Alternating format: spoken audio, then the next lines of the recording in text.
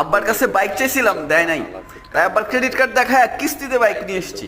আমি জানি যে এই বিষয়টা জানার পরে আমাকে সেই লেভেলে ধোলাই হবে, বাট আমি সব কিছু জেনেই প্রিপারেশন নিয়েই মাঠে নামছি যে আমি একদিন ধোলাই খাবো, বাট সারা জীবনের জন্য তো বাইকটা আমার হয়ে যাবে। হোয়াট এভার, আমি ধোলাই খাওয়ার প্রিপারেশন নিয়ে আমি বাসার দিকে আগাচ্ছিলাম যে বি স্ট্রং ম্যান, একদিন ধোলাই খেলে কিচ্ছু হবে না। যাই হোক, ভয় ভয় ভাব নিয়ে এবং এক বুক সাহস নিয়ে রুমটা খুললাম। দরজা খুলে ঘরের ভিতর যেয়ে দেখি ওমা আব্বা নাই। নাই মানে আছে, মানে খাইতে বসছে। যাই হোক, আমি রুমে ঢুকে বুঝলাম না কিছু, সব কিছু ঠিকঠাকই আছে। উল্টা আমাকে দেখা বলতেছে, কিরে এই খাওয়ার সময় কই থাকোস তুই, তাড়াতাড়ি খেতে বস।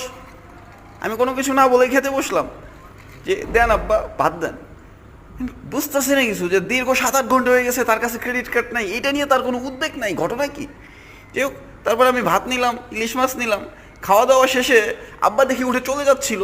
তো আব্বার যাওয়া দেখে ভাবলাম যে না, বলা দরকার। বললাম আব্বা